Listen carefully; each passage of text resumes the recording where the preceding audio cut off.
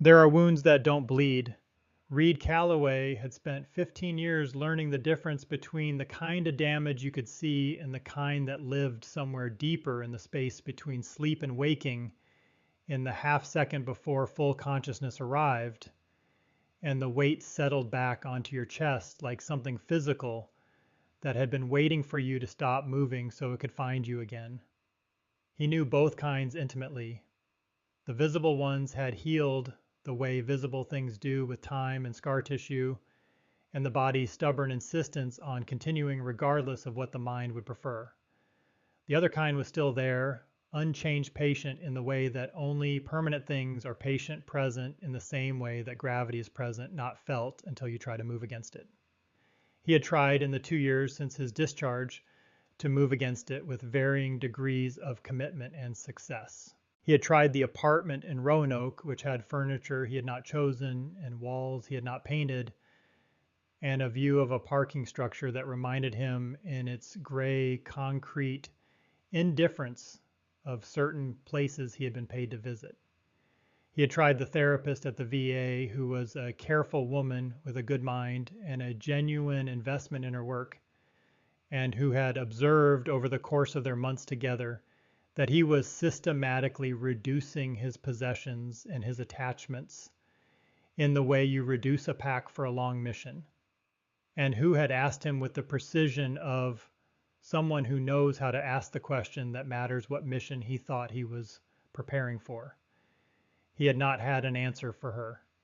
He had been honest about this. It was one of the few things he was consistently honest about in those sessions. He had tried the routine of structured days, early rising, and physical training, and the procurement and preparation of food at regular intervals. All the scaffolding of a functioning life applied to a life that was not yet certain what it was functioning toward. He had tried once a weekend with the men he had served with, which had been good and also excruciating in the specific way of things that remind you of what you had when you no longer have it in the same form. He bought the house in West Virginia on a Tuesday in September without seeing it in person. This was not unusual for Reed. He had made larger decisions on less information in worse conditions with consequences that could not be undone by moving somewhere else or calling a real estate agent. A house was a structure. It either stood or it did not. The photographs online showed something that stood barely, but stood a 2-story frame house at the end of a dirt road in the hills of Randolph County, West Virginia, surrounded by hardwood forest that was already beginning its turn toward October color. The listing had been up for 7 months. The price was low enough that he looked at it 3 times, certain he was misreading a digit somewhere, that a 0 had been dropped or a decimal misplaced. He was not misreading anything. He wired the money that afternoon before he had time to apply the kind of rational consideration that would have talked him out of it. The woman at the county assessor's office who handled the paperwork had a voice like someone who has answered questions about this particular property before and has grown tired of the answers. It's been on the market a while, she said, which was a statement of fact delivered in the register of someone who considers elaboration unnecessary. Reed did not ask her to elaborate.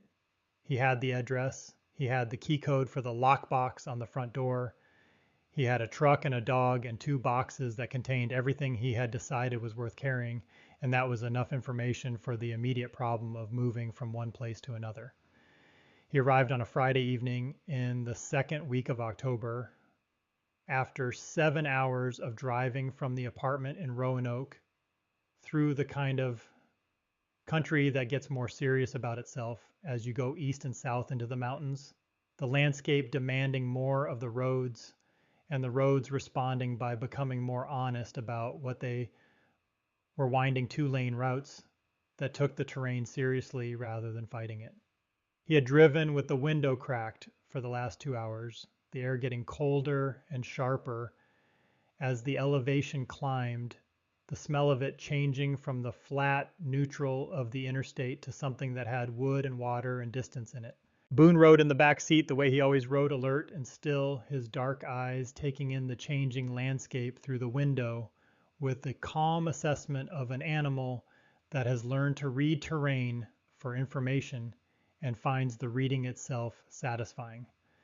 The dog was 4 years old, a German Shepherd with the coloring of old wood and shadow, and had been with Reed since the last year of his service, assigned initially as a working animal, and then kept because the paperwork to return him had somehow never gotten filed, and no one had pressed the matter, and Reed had stopped waiting for someone to press it. He was aware that this was the best bureaucratic outcome of his career, and possibly of his life in its current configuration. The house sat at the end of a dirt road that branched off the county route about a mile from the nearest paved surface. The road had a name, Driftwood Hollow Road, printed on a reflective green sign that had taken a glancing blow from something at some point and now pointed at a slightly optimistic angle toward the sky rather than down the road it was meant to indicate. Number 9. Reed had driven past it twice in the dark before the headlights caught it at the right angle. The trees closed in on both sides as he drove in the headlights, making tunnels through the dark, the branches overhead interlocking into something that was almost an arch, the architecture of old growth, doing what old growth does when left to its own devices. The forest here was a mixture of oak and maple and hickory and the occasional massive sycamore, and in the daylight he imagined it would be what people who liked this kind of thing called spectacular. In the dark it was simply present, the particular presence of large living things that have been in a place for a very long time and have developed no opinion about your arrival, because your arrival or non-arrival is not information that registers on the scale at which they operate. The house appeared at the end of the road in the sweep of his headlights. It was larger than the photographs had suggested, which was not the direction he had expected to be surprised. The photographs had emphasized the disrepair because the disrepair was what accounted for the price. The peeling paint on the exterior clapboard, the porch railing that had lost several of its balusters, and listed toward the yard at an angle that suggested ongoing negotiation with gravity, the windows with their old single-pane glass that caught the light in the unflattering way of surfaces that have been neglected for long enough to develop opinions. What the photographs had not conveyed was the quality of the structure underneath all of that, the way it sat on its foundation with the settled confidence of something built by people who expected it to stand for 100 years and had not been wrong. The bones were good. Reed knew good bones when he saw them. He had spent his career assessing structures under conditions considerably more stressful than a quiet Friday night in the West Virginia hills. He cut the engine, sat for a moment in the dark of the cab. Boone shifted in the back seat, reading the pause the way he read everything. "Home for now," Reed said. It was the first thing he had said aloud since a gas station outside of Elkins several hours back.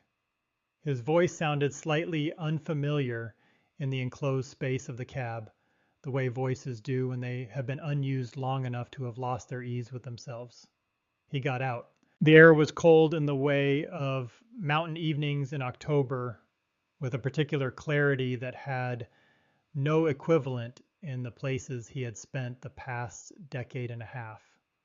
It smelled of fallen leaves and damp earth and the distant wood smoke of some neighbor far enough away that you could smell their fire but could not hear them. He stood in the driveway for a moment, breathing it in, a thing he was doing deliberately because the therapist had suggested deliberate breathing as a practice.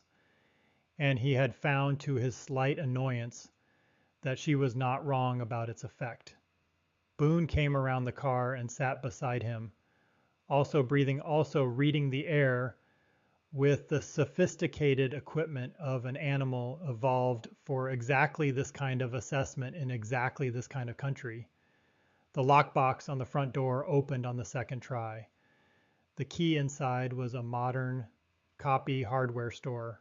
Brass, nothing interesting about it. Reed let himself in and stood in the entryway while his eyes adjusted to the interior dark and his flashlight found the electrical panel beside the door. The power was on.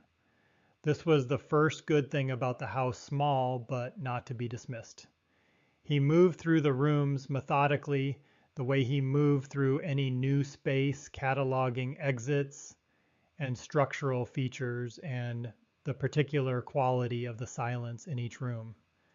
15 years of entering buildings that might or might not be cleared had made this automatic as involuntary as breathing.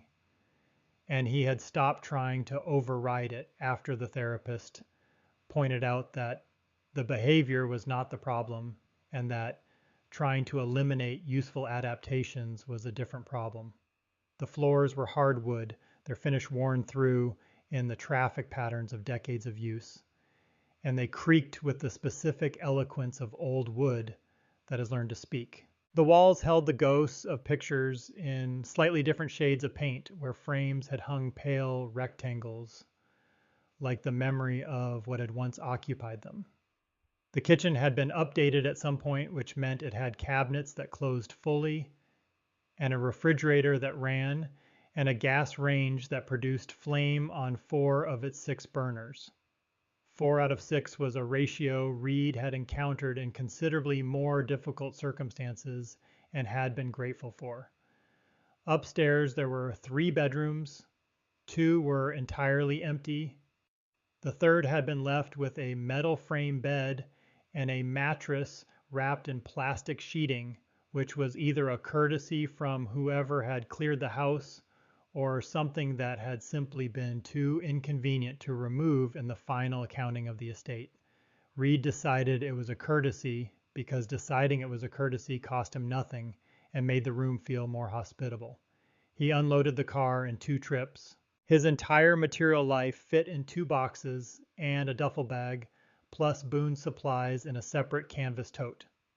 This was not poverty, or not only poverty, it was the result of having systematically reduced his possessions over the past 2 years, in the same way you reduce a pack for a mission of unknown duration, keeping only what you would actually carry, setting aside what you were carrying from habit or sentiment rather than genuine need. He had been more aggressive about this process than was strictly necessary. He understood that about himself.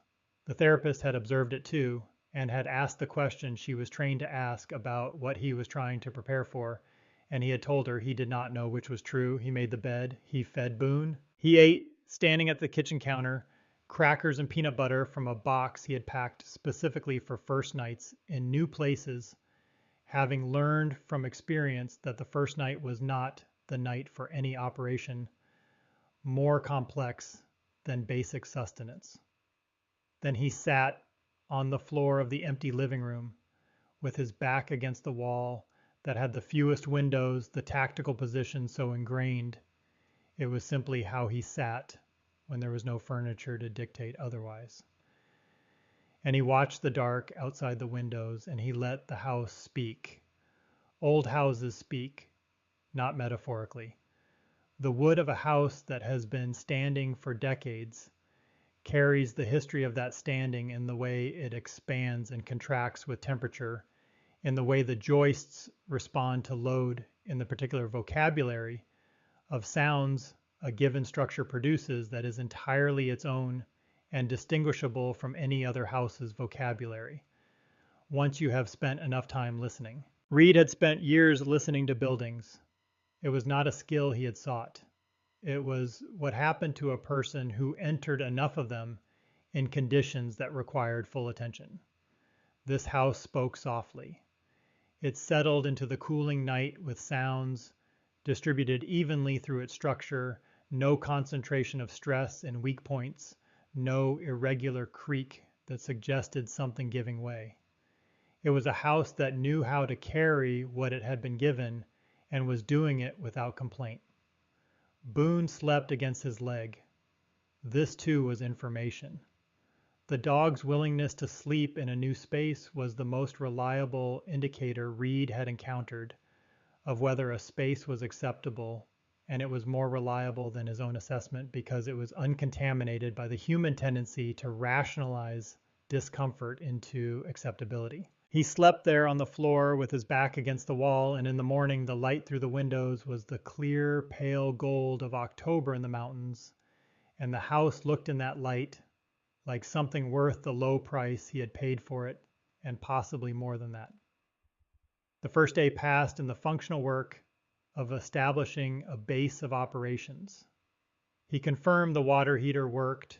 He tested the furnace, which required 3 attempts to convince and thereafter worked without complaint. He walked the full perimeter of the property in the flat morning light, the cleared acre surrounding the house, giving way to forest on 3 sides, the dirt road the only opening. He noted a collapsed outbuilding near the tree line on the east side, its roof returned to the earth, and a small concrete block structure near the tree line on the west side that was intact and locked, and that he filed away to examine when he had more information about what it might have been used for. He walked the forest behind the house for an hour, getting his bearings, letting Boone range ahead and return as the dog's assessment protocol required. The forest was dense and old and going beautifully wrong with October color, the maples in particular burning with a completeness that was almost aggressive in its brightness. He stood in it and breathed and let it be what it was and tried to let himself be simply a man standing in a forest in October rather than a man standing in a forest in October with everything he had been carrying for the past 13 years. He was partially successful. Partial success was he had come to understand what success looked like for someone in his situation, and he had stopped expecting the complete version. That evening, he stood in the kitchen watching the forest go dark in the way forests do in mountains, not all at once, but in layers, the upper canopy holding the last light while the floor went to shadow below. And he made coffee and brought it into the living room and sat with Boone and let the house settle around him and felt something that was not quite peace, but was in the same general territory. On the second night, everything changed. He was unpacking the second box, the one with the photographs he had carried from place to place for 2 years, without looking at them directly, setting them face down on the kitchen table as he took them out because he was not yet ready to be in the same room with them and have them looking back at him when Boone stood up. Not the gradual stand of a dog adjusting position, the complete instantaneous stand of an animal that has received information and is processing it at full attention. Every muscle in the dog's body went to the stillness that is not relaxation but its opposite. His ears, which normally tracked independently, aimed forward together at a single target. The ceiling. Reed set down the photograph he had been holding without looking at what was in it and looked up. The ceiling of the living room was original plaster, cream-colored and water-stained in the pattern of old leaks that had been addressed at some point but not forgotten by the surface that had absorbed them. In the center of the ceiling, there was the pull-down mechanism for the attic ladder, a standard folding stair design, its handle a length of rope threaded through a ring. Reed had noted it on his initial sweep of the house and had categorized it as the attic access and had moved on. Taped to the frame of the attic door, precisely centered, placed with a care that was entirely inconsistent with casual or accidental placement, was a piece of paper. Reed looked at it, then he got up. The paper was folded twice and secured with tape that had dried and yellowed to brittleness over what must have been a very long time, years at minimum, more likely decades. The tape had held, despite its age and its brittleness, whatever adhesive quality it had retained, being sufficient to maintain its purpose through seasons of heat and cold, and the particular stress that old houses place on everything attached to them. He peeled it away carefully, the way you handle something that looks like it might not survive rough treatment. The paper came away intact, barely its texture compromised by years in the climate of this house, but its structure preserved. He unfolded it. The handwriting was in ink that had been blue once and had faded to a gray, still readable in good light. The letters were formed with care but not ease, the careful, deliberate formation of someone whose hands were not fully cooperating, but who was determined to be legible regardless of the cost of the determination. 3 words, "Don't open it." Reed looked at the words for longer than they required to read. Then he looked at Boone. The dog was still in his alert posture, still aimed at the ceiling at the attic door and the space above it. Reed folded the note and put it in his shirt pocket. He stood for a moment, running through the variables the way he always did when presented with incomplete information in a situation of uncertain character. The note was old. Whoever had written it was not present.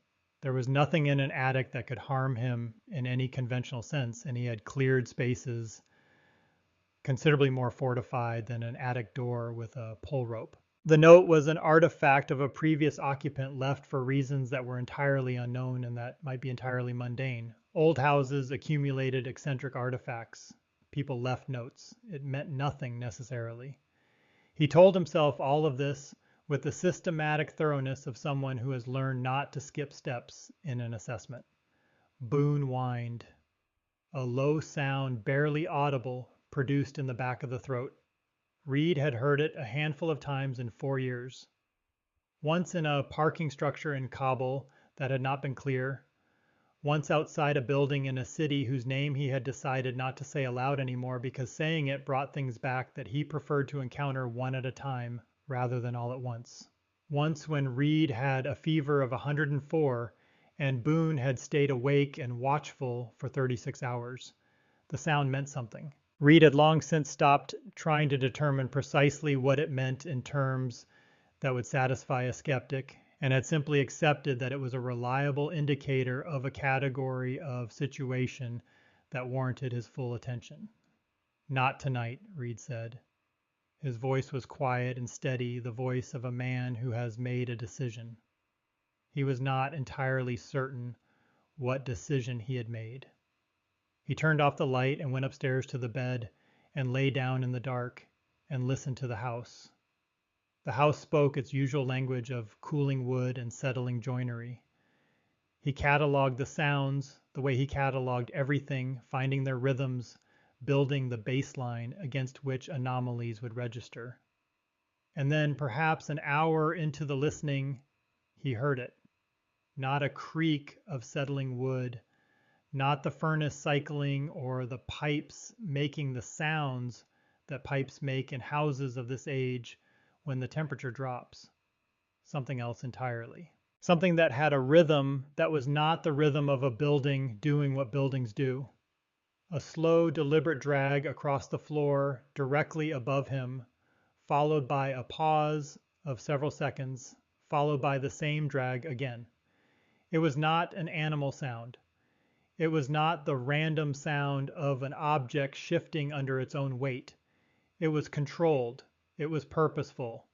It was the sound of something being moved with intention by something that had intention. Drag. Pause. Drag. Reed lay still. Every capacity he had trained over 15 years oriented toward that sound. Processing it, cataloging its properties, the way he cataloged everything. The duration of each drag, the length of each pause, the interval between repetitions. It had a pattern. It was not random. Whatever was producing it was doing so according to some internal logic that he could not yet decode. He did not move. Moving would change what he could hear, and he needed to hear it fully before he did anything else. Boone, at the foot of the bed where he had settled, lifted his head. He watched the ceiling. He did not bark. He did not growl. He simply watched with the fixed, focused attention of an animal that has identified something it cannot classify and has decided that watching carefully is the correct response until classification becomes possible. The sound came 4 more times and then stopped. The silence that came after it was different from the silence that had preceded it. Thicker somehow, more present, as though the silence itself had been doing something while the sound was happening and had not yet returned to its resting state. Reed lay in that silence until the gray of early morning found the edges of the curtains. He did not sleep. He was not afraid. He had been in enough situations that warranted fear to have developed a reliable sense of what fear felt like and what it was warranted by, and this was not that. This was the feeling of encountering something he did not understand, which was different from the feeling of encountering something that was dangerous to him. He had learned to distinguish between them. He filed the sound. He filed the note. He filed Boone's response. He filed the fact that the house had been priced low enough to make him check the listing 3 times before he believed the number. He was beginning to understand that he had bought something more complicated than a house. The second night, the dragging returned at roughly the same hour, lasted roughly the same duration, maintained the same rhythm. Drag, pause, drag. Reed sat at the kitchen table with his coffee and listened to the ceiling and allowed himself to hear it without the interference of interpretation. The interpretation could come later. The listening came first. That was a principle he had carried from his training, the discipline of full reception before response, and it had served him better than almost anything else he had learned. The third night, the fourth, always beginning after midnight, always stopping before 3 in the morning, always the same pattern of drag and pause, the same interval, the same deliberate quality that distinguished it from anything the house itself might produce. By the 5th night, Reed understood that he was not going to simply live alongside this without addressing it. He was not a man who lived alongside things without addressing them. That was not a capacity he possessed in any useful form. He stood at the base of the attic ladder on the 5th night and looked at the note. He had been looking at it in different ways since he found it in different qualities of light at different times of day, holding it at different angles, reading the 3 words, and reading what he could of what was underneath the 3 words. He had been approaching it the way he approached anything he did not yet understand, with patient sustained attention applied from multiple directions. On the 5th night, he carried it to the kitchen and held it directly under the overhead light. There was something on the back. He had suspected this. He had been unable to confirm it in the light of the living room, which was not good enough for the kind of looking it required. In the kitchen light, holding the paper at a specific angle that caught the faded remnant of ink at the point of maximum contrast, he could see it, 1 word. Written in the same hand as the front, the same ink, but smaller the letters, even more uncertain than the ones on the front, as though the act of writing had cost more than the writer had anticipated or had been performed in a state of greater difficulty. The ink was so faded that the word existed at the very edge of visibility, pressing its ghost through the paper from whatever year it had been written. Please. Not a warning that had acquired a second sentence. Not an explanation. Not a name or a date or any of the things that would have made it more comprehensible. A single word of asking. Someone had written a warning on the front of a piece of paper, and then in a different moment or a different state had turned the paper over and written asking on the back, as though the warning had been placed first and the asking had come later from somewhere deeper. Reed stood at the kitchen table for a long time. Boone sat by his feet and watched him with the calm patience of an animal that has learned that certain kinds of human stillness require waiting, and that waiting is a thing he is entirely capable of. Reed put the note back in his shirt pocket. He went to the pull rope of the attic ladder. He had been going to this moment for 5 days without quite arriving at it, circling it.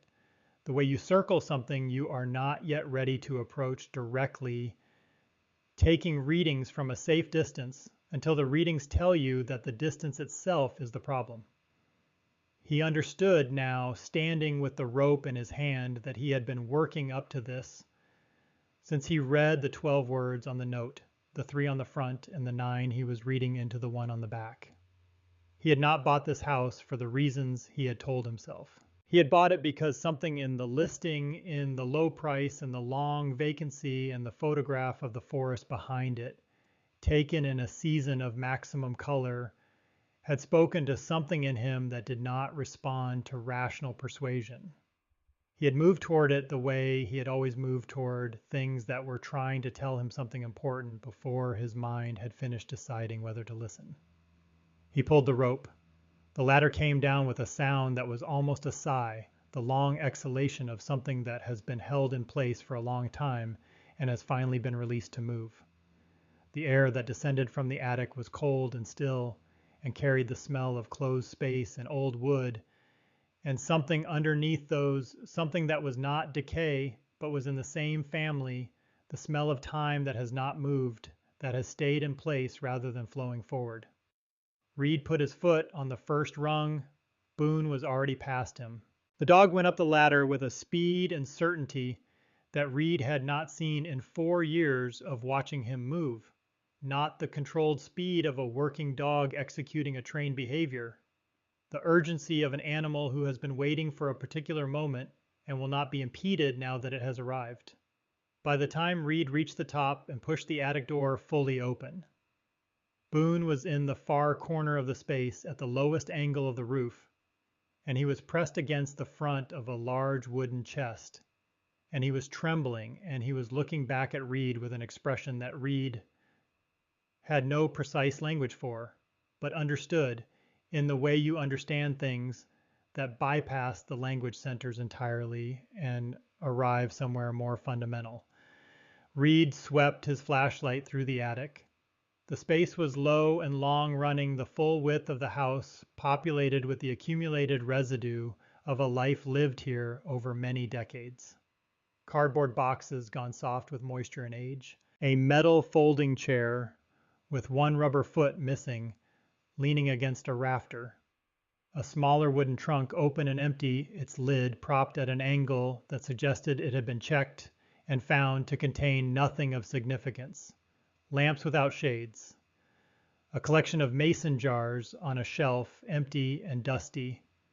The kind of accumulation that happens when people defer the sorting of things that seem like they might matter later and later keeps arriving without the sorting ever occurring.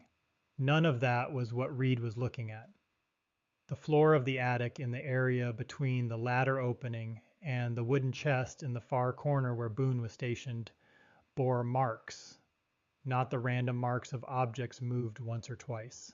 Deep scratches in the old pine flooring, parallel and overlapping, running from roughly the center of the attic floor to the front of the chest in patterns that told an unmistakable story. Someone had moved something heavy from that position to the corner and back again, and had done it not once or twice, but many times, enough times that the floor carried the cumulative record of every repetition.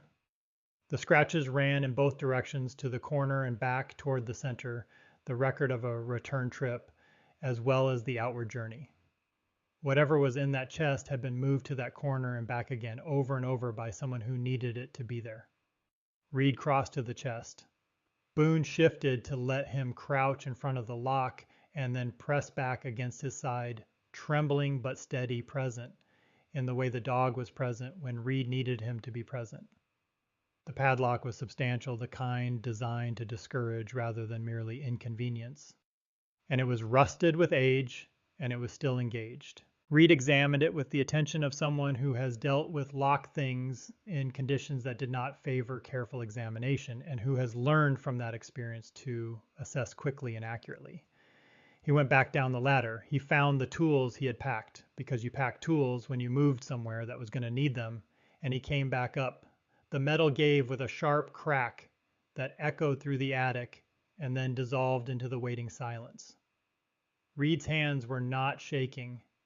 He noted this as information the way he noted all information, because what the hands do when you are doing something tells you what the body thinks about what the mind is doing.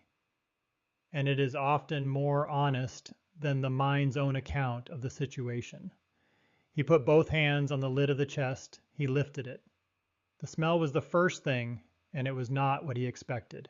Not decay, not the sharp wrongness of organic matter in the final stages of its dissolution, the smell he had encountered in places he did not name to himself in quiet hours. This was different, older, more patient. The smell of air that had been enclosed and separated from the ordinary movement of the world for a very long time, the smell of preserved stillness, of a space that had been doing its best to protect what it contained from the indifferent damage of years with the limited tools of wood and metal and the careful layering of cloth. Reed held the lid and looked. Blankets. Folded with precision, layered one on top of another in the way of someone who understood that layering was protection, and that each additional layer was another buffer between the contents and whatever the years might bring. He counted 7 of them before he understood that the counting was a way of delaying what came after them, and he stopped counting and began lifting them out one by one, folding each one again before setting it on the attic floor, handling them with the automatic care of someone trained to treat objects as potentially significant before he knows whether they are. The 6th blanket was different, smaller, lighter, made of a material that had once been soft and bright and was now faded toward the pale neutrality that long darkness produces in colored things. It had a pattern, small shapes repeated across its surface, something that had been cheerful once. Reed held it for a moment before setting it with the others. He knew what this was. He knew the category of object it belonged to before he knew anything else about it. Under the 7th blanket was a stuffed bear, small, perhaps 8 inches from the top of its round head to the bottom of its round feet, made of material that had once been plush and was now worn to a smoothness that recorded the history of how it had been handled, the particular erosion of a beloved object, the places where small hands had gripped it, most often worn to a different texture than the places touched less frequently. One of its glass eyes was slightly loose in its setting. The other was fixed and caught the beam of Reed's flashlight, with the unsettling quality of glass in dark spaces the illusion of attention. Reed picked it up. It was lighter than he expected, the stuffing compressed over decades into something denser and less evenly distributed than it had originally been concentrated in the places where the outside pressure had been least. He held it in one hand and looked at it and felt something move through him that he had spent 2 years successfully suppressing, a precise and undefended awareness of smallness of the scale of a thing, made specifically for small hands, of what it meant that such a thing existed and was here. He set it carefully on the folded blankets. Beneath where the bear had rested was a photograph face down. Reed turned it over. It was a 4x6 print made from film, the particular quality of color and light and grain that belonged to a specific era before digital imaging changed what photographs looked like. A child stood in front of a house, a girl. She was perhaps 7 years old, dressed in a blue winter coat, her dark hair in 2 braids that were already in the process of escaping whatever had tied them at the beginning of the day. She was holding the bear, the same bear that was now resting on the folded blankets beside him, pressing it against her coat with the confident possession of someone holding something that is unambiguously and permanently hers. She was smiling at the person holding the camera with the complete and unperformed smile of a child who knows and trusts whoever is behind the lens. Not a smile produced for a camera. A smile produced for a person who happened to have a camera. The house behind her was this house. Reed recognized it in the first moment of looking the angle of the roof line, the porch, railing the old sycamore, at the left edge of the frame, smaller in the photograph than it was now, but already distinct in its character. He turned the photograph over. The handwriting on the back was the same handwriting as the note. The same careful, compromised letters, the same faded ink, the same quality of determined legibility produced against physical difficulty. 4 words. She's still here. Reed did not move for a long time. Boone was pressed against his leg. Sitting very still, the trembling stopped. The dog was not looking at the chest, or at the photograph, or at Reed. He was looking at the far corner of the attic, the deep angle where the pitch of the roof met the floor, the place where the darkness was complete and the beam of the flashlight did not reach. Reed followed the dog's gaze. There was nothing visible in the corner, nothing his eyes could find or his flashlight could illuminate in any way that would have satisfied a request for evidence. But the air in that part of the attic, was different, and Reed was a man who had learned over 15 years to trust his perception of the air in enclosed spaces, its temperature and its weight, and the way it moved or failed to move around things that occupied it. He had trusted this perception in buildings where the trusting of it had been the margin between one outcome and another. He did not distrust it now simply because the situation was unfamiliar. He was not afraid. He had examined this question carefully in the 5 nights of dragging sounds and had arrived at the clearest assessment he could make. He was not afraid. What he felt occupied a different region of his interior landscape, one adjacent to grief, but not grief adjacent to recognition, but not recognition. He was in the presence of something that had been waiting for a very long time to be in the presence of someone. And the something was not malevolent and was not dangerous and was not making any demand of him, except the demand of acknowledgement. He looked at the photograph, at the girl's face, at the bear she held. "I hear you," he said. His voice was low, not a whisper which would have been a performance, not a command voice which would have been wrong. The voice of a man speaking to something he was not certain would hear him, but was speaking anyway because speaking was the correct thing, and he was going to do the correct thing.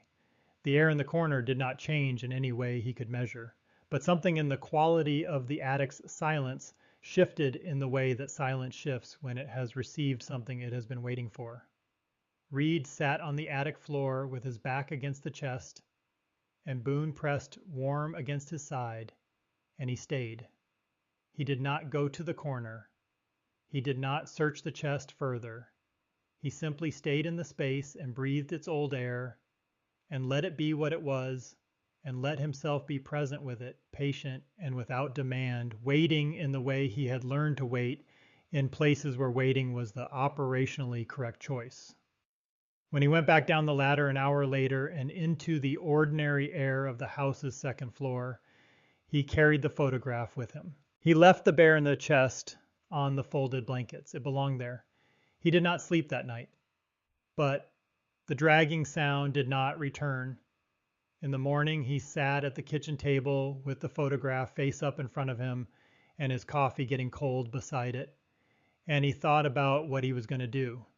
He was not a man who processed things through symbol or feeling first. He processed things as information, which meant he needed more information before he could understand what he had or what it asked of him. He had a photograph of a child taken in front of this specific house some unknown number of years ago. He had a note in aged handwriting that said the child was still here. He had 30 years of evidence on the attic floor that someone had been returning a heavy chest to the same position over and over until they could not anymore. He had a chest packed with careful layers that told the story of someone who understood that the things inside it were worth protecting. These were data points. They pointed at a story. He needed the rest of the story. He drove into Elkins. The county seat was 40 minutes on roads that took the terrain seriously, winding through the hills in the pragmatic manner of routes established by people who walked them before anyone drove them. Reed had made the drive twice before on supply runs and now made it with the automatic competence of someone who memorizes routes as a matter of practice. The county assessor's office was in the courthouse on the main street, a brick building constructed in an era when public buildings were expected to communicate permanence. Reed went to the records window and asked for the ownership history of 9 Driftwood Hollow Road. The clerk pulled it without comment. The record went back to 1962. The property had been purchased in that year by a man named Thomas Whitfield. It had remained in Thomas Whitfield's name until 2021 when it was transferred to the county following 2 years of unpaid taxes. Thomas Whitfield had died in 2019. Reed looked at the dates. 57 years. Thomas Whitfield had owned the property for 57 years, from 1962 until his death in 2019, living in it, or at least maintaining his claim to it until his body could no longer make the case for staying. He asked where archived local newspapers were kept. The library 2 blocks east. The library's archive room held the Randolph County Chronicle on microfilm from 1948 forward and in bound paper volumes from 1985. A librarian named Harold, perhaps 60, wearing a cardigan that had seen better decades and appeared perfectly content with this set, read up at the microfilm reader with the patience of someone who has learned that the most useful thing he can offer people who are looking for things they don't quite know how to ask for is patience. Reed started in October 1989 and moved forward. He found it in the November 7th, 1989 edition. The headline was above the fold. Missing Girl Search Continues for Clara Whitfield 7. Below the headline, a photograph. A school photograph, plain blue background, the girl in the image arranged by whoever photographed her to present her best face to the record. Her hair in 2 braids. Her expression, the particular expression of children who have been asked to smile for a camera and are doing their sincere best. He recognized her. He read the article with the attention he brought to documents that required it. Clara Whitfield, 7 years old, had been reported missing on the afternoon of October 28, 1989. She had last been seen in the yard of the family home at 9 Driftwood Hollow Road, playing in the fallen leaves at the edge of the forest at the back of the property. Her father, Thomas Whitfield, had been inside and had checked on her through the back window at approximately 2 in the afternoon. When he went to the door 20 minutes later, she was not there. Search and rescue teams had searched the surrounding forest for 8 days without finding any trace. 20 minutes. Reed sat with that, the distance between present and absent measured in 20 minutes. The space in which everything changes and nothing can be done to change it back. He read the subsequent issues. The search extended through November. Clara's name appeared on the front page twice more, and then moved inside the paper, and then stopped appearing. A brief item in March 1990 noted the investigation remained open. A small notation in 1996 recorded the reclassification as a cold case. Thomas Whitfield's obituary appeared in the October 2019 issue. It was brief. Thomas Edward Whitfield, 79, died at home on October 14, 2019. He was preceded in death by his wife Margaret and his daughter Clara. No surviving family. He had worked as a carpenter for 3 decades. He had kept to himself. There were no services. Burial was private. Reed looked at the date. October 14th. Clara had disappeared on October 28th. Thomas had died 2 weeks before the 30th anniversary of the day his daughter had vanished from the yard of the house he had refused to leave. He had waited 30 years. He had packed a chest with layers of blankets and placed a stuffed bear and a photograph at its center, and dragged it back to the same corner of the same attic, so many times that the floor bore the full record of every repetition. He had written a note and taped it to the attic door with tape that outlasted the brittleness that age gave it. And he had died in the house where he had last seen his daughter alive 2 weeks before the anniversary of her disappearance in the month of October, surrounded by the same October forest that had taken her. Reed returned the microfilm to Harold.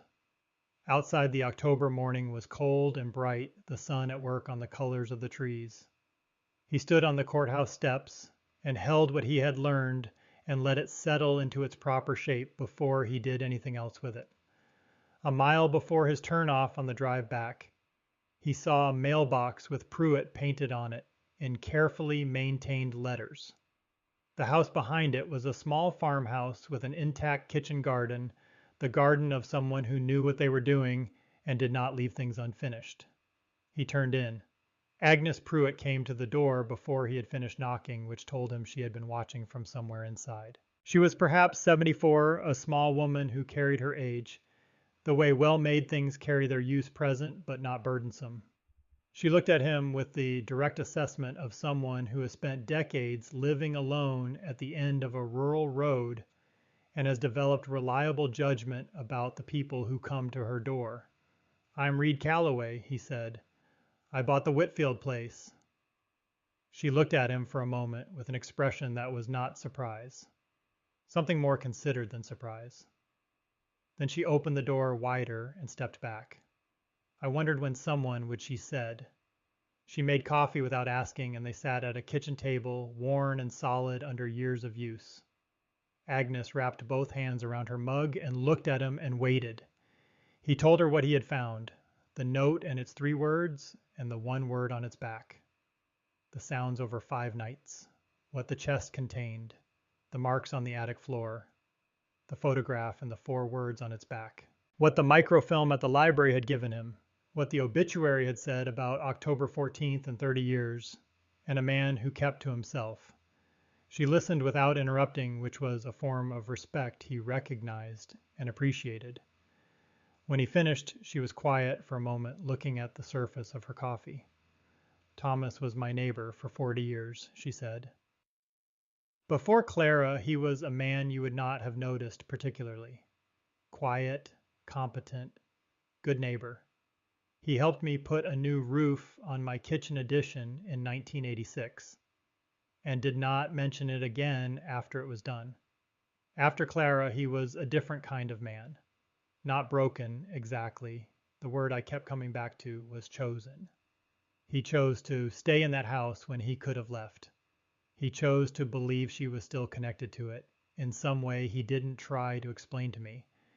He chose to keep the chest where she could find it if she came back for it. She looked at Reed directly. He told me about the chest, she said, not what was in it. He said he'd put things in it that mattered, and he asked me not to let anyone disturb it. I didn't go into that house after he died. She paused. I'm glad it was you who went in rather than someone who wouldn't have known what they were holding. Reed thought about what it meant to be the person who came rather than someone else. He thought about the low price and the 7 months on the market, and the photograph of the October forest that had spoken to something in him he hadn't been able to name. He had one more question. The note on the attic door, he said, don't open it.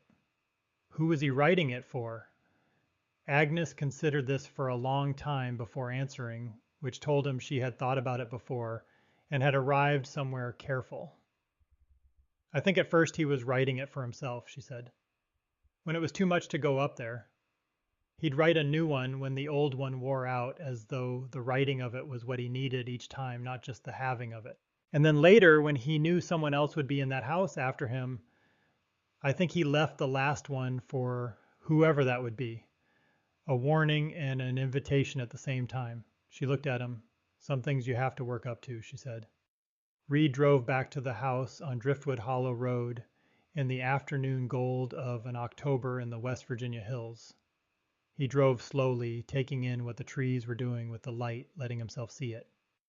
Boone met him at the front door and pressed against his leg, briefly checking, and Reed held his hand on the dog's head for a moment. Then he went up to the attic. He climbed the ladder in the afternoon light, pulling the attic door fully open so the light from the hallway below could reach into the space and reduce the darkness to angles rather than totality. In this light, the attic looked different from the nights he had listened to it from below. Smaller, more ordinary. The objects in it resolved from shapes that had seemed significant in the dark into simply the objects they were, the residue of a long life lived with careful attention. He went to the chest and sat down on the floor beside it. He took the photograph from his jacket pocket where it had been since that morning and held it in both hands and looked at the girl in the blue coat. Clara Whitfield, 7 years old, in the yard of a house she would not see again after October 28th of the year the photograph was taken, holding her bear, looking at her father through the lens with the complete trust of a child who has no reason yet to understand that trust can be misplaced by the world, even when the person trusted has done nothing wrong. Her father had packed this chest with 7 blankets to protect what was inside from the indifference of time, had dragged it back to its corner again and again for a reason Reed now understood, the way you understand things that live in the same territory as your own private, incomprehensible behaviors.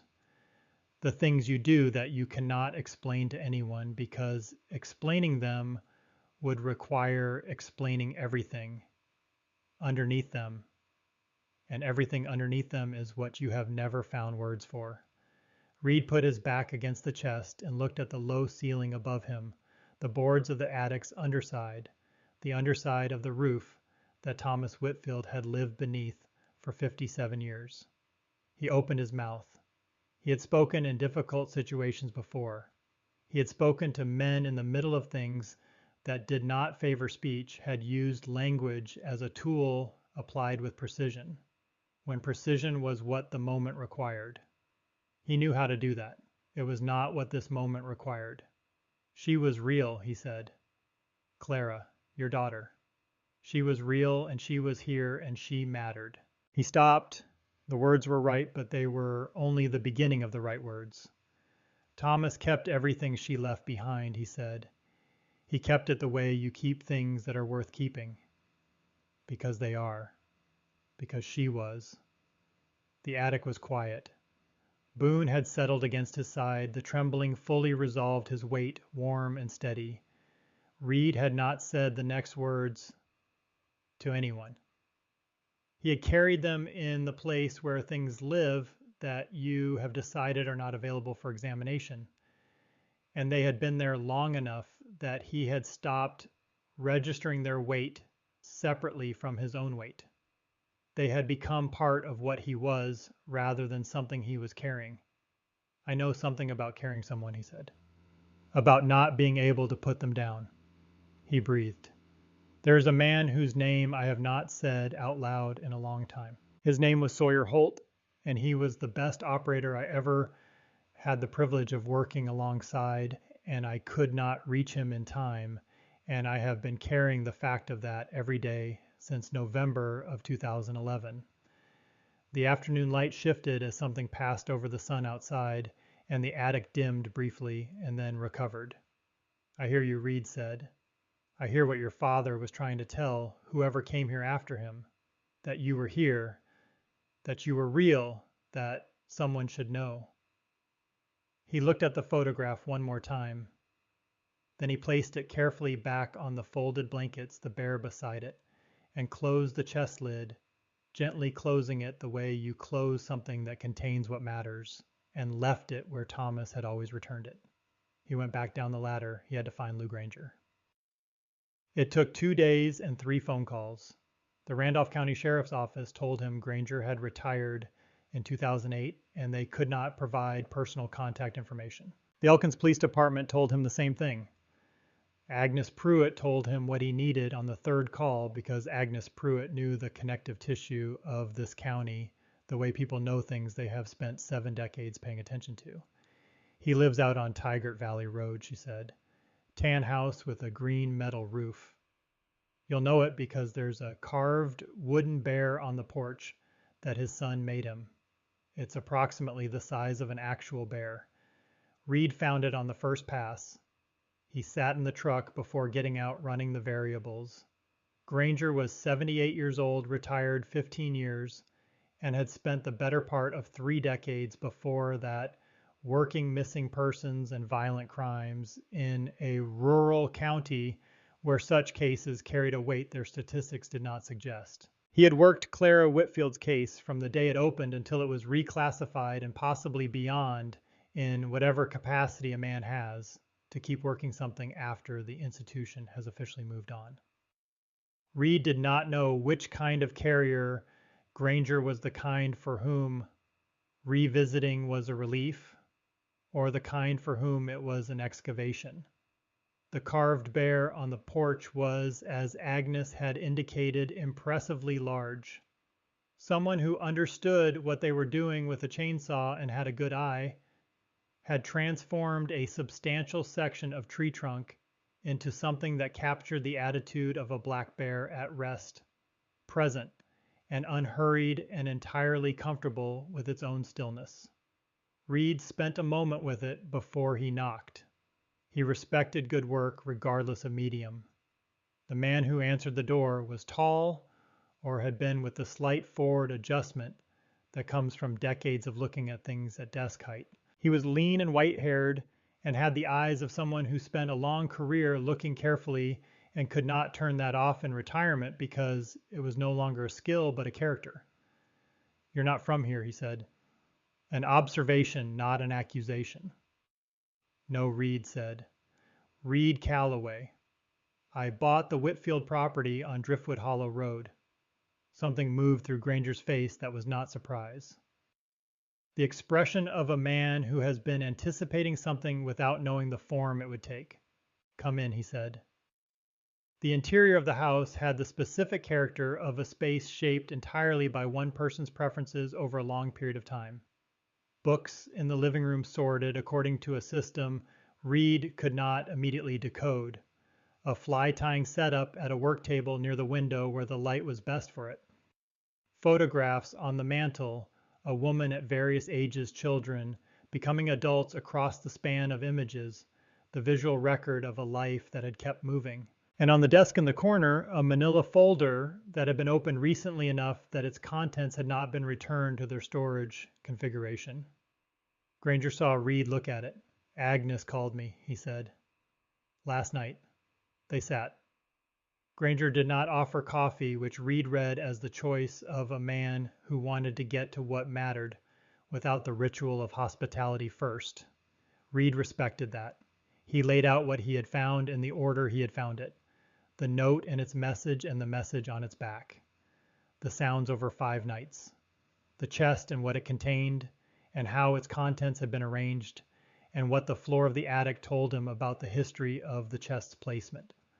The photograph and its 4 words, the library and what the microfilm had given him and what the obituary had said, Agnes and what she had told him about the kind of man Thomas had been after Clara disappeared.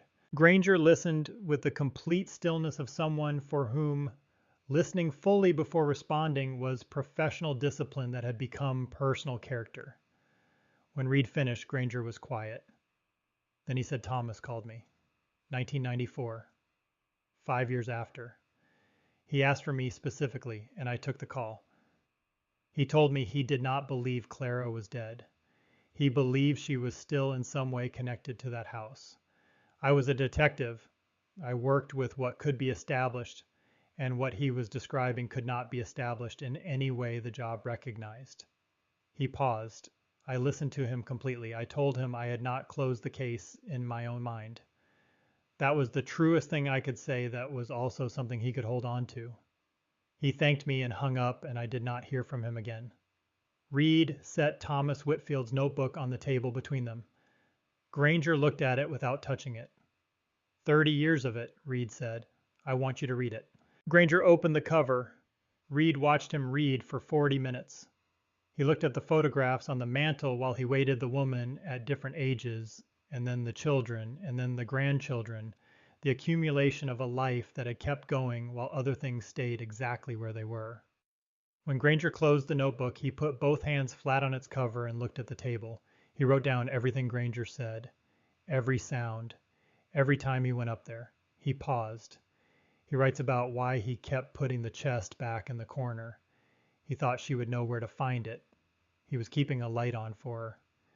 He looked up. I have a file, he said. Everything from the official investigation. And something else. He went to the desk and brought back several pages of careful handwriting and laid them beside the notebook. It was a summary of everything Granger had done to continue working the case after it went cold in 1996. Interviews conducted on his own time. Did on geographic analysis of the original search, noting areas inadequately covered due to weather and resource limits. The most recent entry was dated 2014. The final line read, no resolution. Case remains the most significant failure of my career. She deserved better from all of us. Reed read it twice. What do you want to do with this? He said.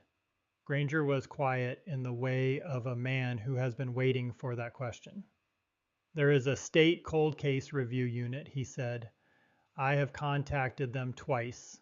Both times the case did not meet the threshold for active review. No new physical evidence. He looked at the notebook. This is not physical evidence in the legal sense, but it is 30 years of documented account by a man who was present in that house.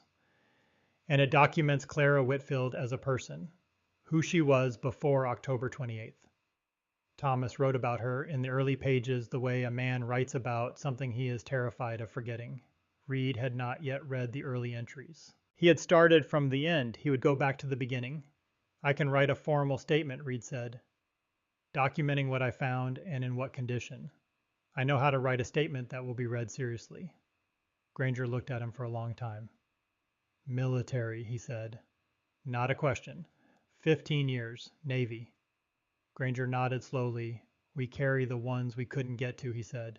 No procedure for it. You just carry them. Reed did not answer immediately. Yes, he said. Granger picked up the notebook. I'll contact the cold case unit again, he said. With your statement and this, I can't promise a different outcome.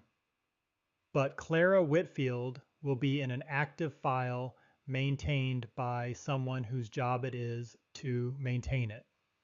That is what Thomas was asking for, Reed said. Someone to keep the record, someone to keep saying she was here. He drove back to Driftwood Hollow Road in the early evening, the October light withdrawing from the valleys, while the upper slope still held it, the trees in their last hour of brightness, before the cold of the night came down. He drove with the window open, and the cold air finding him, and let it. He parked and sat for a moment looking at the house. It stood in the early evening with the solidity of something that has been through a great deal and has decided that standing is simply what it does. He had been looking at it for 10 days now from this driveway, and each time it resolved slightly differently as his understanding of it deepened. It was not a frightening house. It never had been. It was a house that had held a particular grief for 30 years, and had held it faithfully, and had been waiting for someone who could understand what it was holding and treat it accordingly. He had been that person. He had not chosen it deliberately. He had simply been the one who came. Inside, he sat at the kitchen table and took out his phone. He had the number. He had looked it up 2 years ago, and again 6 months ago, and again 3 months after that, and had done nothing with it on any of those occasions, had put the phone down each time before the call connected. He had the number in his contacts under a name he had not opened. Holt M. Miriam Holt, Sawyer's mother, a woman in Billings, Montana, who had received a flag and a uniformed officer at her door in November 2011 and had been receiving nothing from Reed Calloway in the years since. Despite what he owed her, which was everything, and despite what he could offer her, which felt like nothing, and despite the fact that the nothing he could offer was still more than the silence he had given her. He had been working up to this for 13 years. He pressed the contact. The phone rang 3 times. Hello. A woman's voice. Older than some part of him had expected, though he had known she would be in her mid-70s now. A voice with the careful texture of someone who has answered phones for a long time, managing the moment of not yet knowing who is calling. Mrs. Holt, he said. My name is Reed Calloway. I served with your son.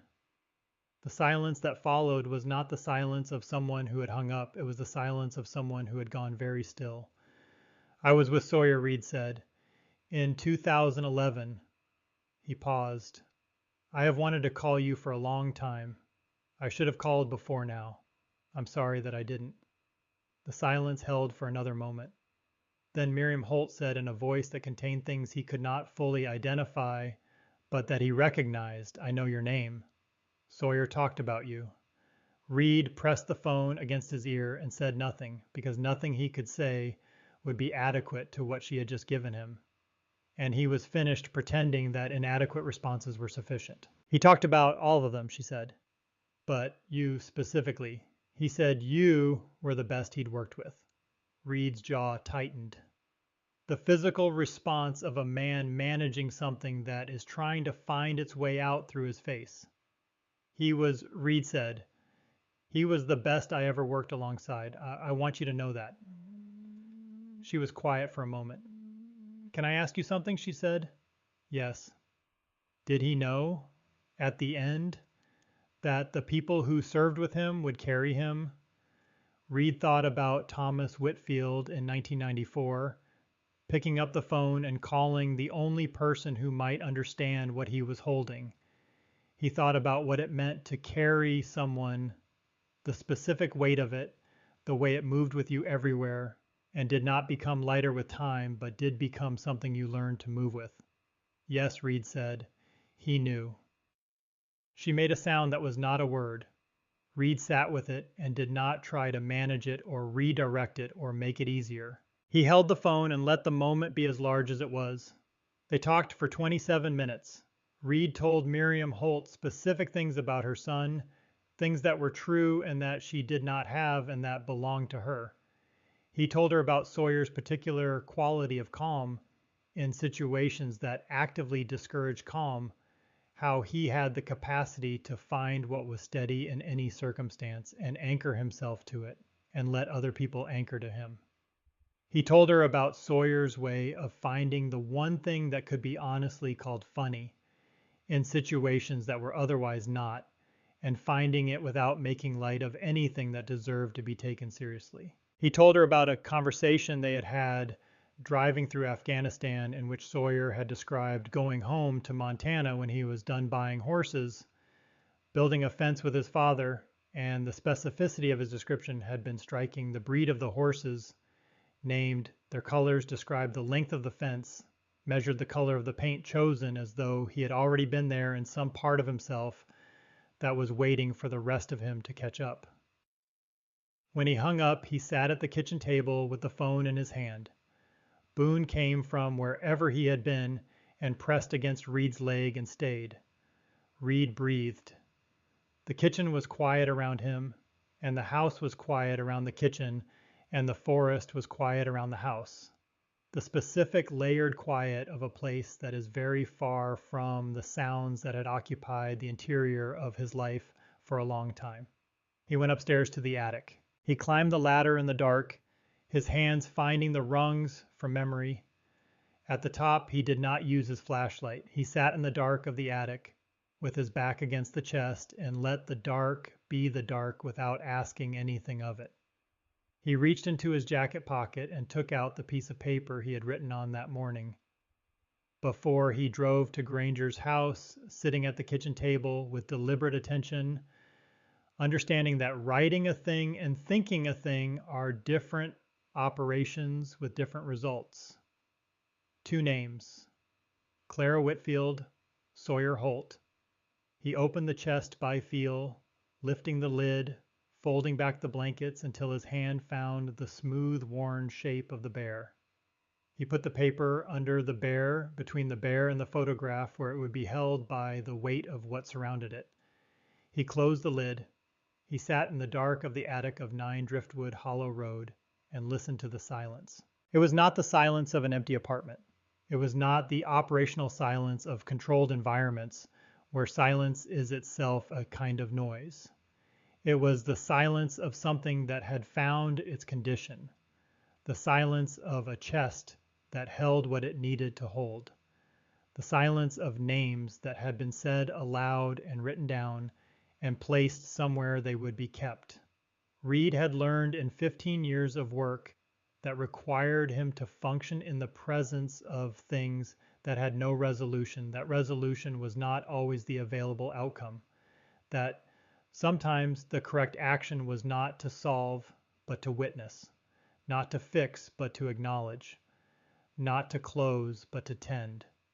Thomas Whitfield had tended this space for 30 years, had dragged a chest to a corner enough times that the floor bore the full record of it, had written down every sound and every sensation and every small evidence of a presence he could not prove but would not deny, had not stopped until his body stopped him, and had left before that stopping a note that was a warning and an invitation for whoever came after. Reed had come after. He had not been looking for this.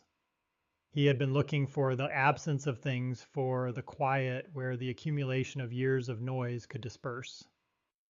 He had bought a house at the end of a dirt road because it was quiet and affordable and very far from the places that held the textures of everything he had seen and done and failed to do. He had found something quiet in the specific way of things that had been waiting a long time to be heard. And he had heard it. and in hearing it, he had done what Thomas Whitfield had spent 30 years trying to do, which was not to solve or explain, but simply to maintain the record, to keep saying she was here, to refuse the alternative. The attic was still, Boone was downstairs. The dog's assessment was apparently complete, his sophisticated instrument having registered something that allowed him to rest. Reed sat in the dark for a long time. He thought about Miriam Holt's voice saying, "Sawyer talked about you." He thought about Thomas writing in his notebook. By whatever light he had available, his hands unsteady, his intention steady. He thought about Clara in her blue coat on a morning in 1989 that had been ordinary until it wasn't. He thought about the things that are carried and the things that carry us and the sometimes very small distance between them. Outside, the October night had settled fully over the hills of Randolph County, West Virginia. The forest was in its late season stillness, the trees holding what was left of their color against the coming of November, doing what trees do in October, burning as brightly as they can before letting go. He did not hear the dragging sound that night or the following night or any night after that. The attic was quiet in the way places are quiet when they have been heard. He went up there sometimes in the weeks that followed. Not every night, not with urgency. He went the way you return to a place that has given you something and that you want to continue being present with. He would sit beside the chest in the dark or in the morning light that found its way through the small gable vent, and he would sit for a while and he would feel the specific quality of the place, and then he would go back down and continue the work of making the house his. There was considerable work. Reed discovered he was good at it in ways he had not known or had not tested in any context that allowed knowing. He could follow the logic of a structure, understand what it needed, and in what order apply the sequence of repairs with the same methodical patience he had applied to sequences that required more from him. He fixed the porch railing and replaced 3 north-facing windows and addressed the gutters and made the concrete block outbuilding serviceable as a workshop, which gave him a place to do the detailed work that needed better light and better air than the house's interior on cold days.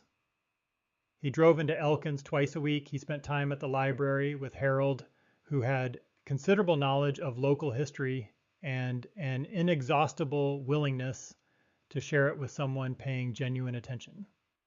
He spoke with Agnes Pruitt more than he had anticipated needing to, and her dinner invitations issued without ceremony and accepted without excessive gratitude became something he found he was looking forward to, in the way that a man who has not been looking forward to things looks forward to the first ones that appear.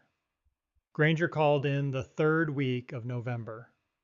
The Cold Case Review Unit had agreed to open a review of Clara Whitfield's disappearance. New documentation. Reed's formal statement. Granger's supplemental summary of his post-retirement investigation selected excerpts from Thomas Whitfield's 30 years of recorded observation. The review would move slowly. It might not produce what could honestly be called resolution in the legal sense. But Clara Whitfield was in an active file maintained by someone whose professional obligation was to maintain it. Granger called to tell him this directly rather than through a message. Reed appreciated the directness. "It may not go anywhere," Granger said. "I want to be honest with you," I know Reed said. "But she's in the record. She's being maintained." "Yes," Granger said, "she is."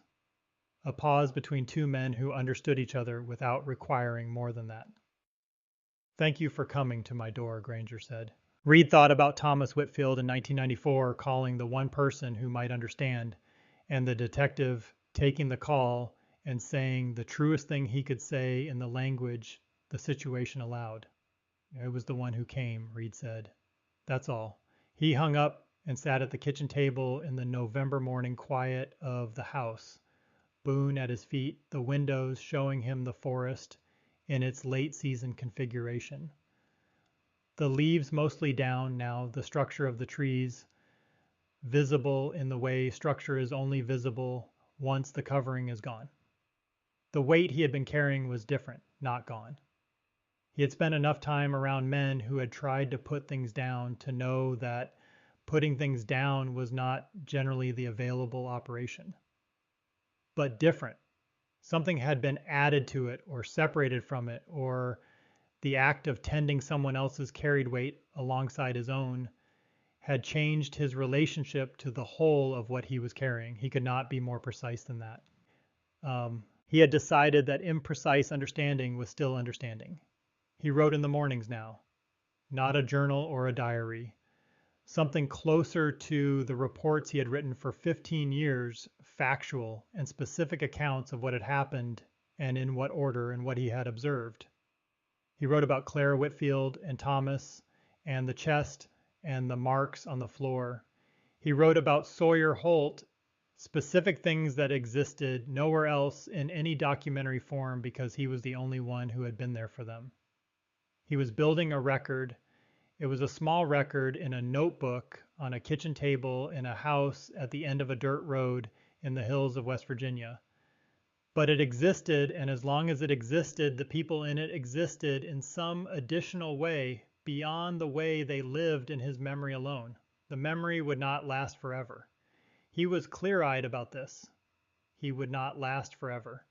But a record was different from a memory. A record could be found by whoever came after. On a morning in late November, the first morning that brought real snow to the higher elevations, Reed went up to the attic. He opened the chest, he lifted the bear out and held it for a moment. Its lightness and its worn texture, the history of small hands that had loved it recorded in its surface. He put it back. He put the photograph beside it. He left the piece of paper where he had placed it. He closed the chest. He went to the small vent at the gable end and looked through it at the hillside behind the house. The first snow of the season sat on the branches of the trees, white against the brown and gray of them, the whole hillside quiet and present and indifferent in the magnificent way of large things that have been here longer than any of the grief they have witnessed. He had come to this house for silence. He had found something that required more than silence, something that required him to be present and attentive and willing to hear what a place was holding and to hold it alongside it for as long as he was the person who was here. He went back down the ladder. Boone was waiting at the bottom and fell into step beside him as he walked toward the kitchen where the coffee was still warm and the notebook was on the table and the window showed him the snowed-on hills of West Virginia, going about the business of November with the patience of things that have been doing this for a very long time and expect to keep doing it long after any particular grief has run its course. Reed sat down at the table. He opened the notebook. He wrote the date at the top of the page. He thought about what to write, and then he wrote it the way he had learned to write things, directly and without evasion, because directness was what he had, and it was enough, and the people he was writing about deserved at least that much from him. Outside, the snow continued to fall on the hills of Randolph County, covering the old marks in the ground and the old losses in the land, and the old forest with its patient trees covering everything equally and without judgment, the way time covers things, which is to say not erasing them but changing what they look like from the outside so that you have to know what is underneath to understand what you are seeing. Reed knew what was underneath. He kept writing.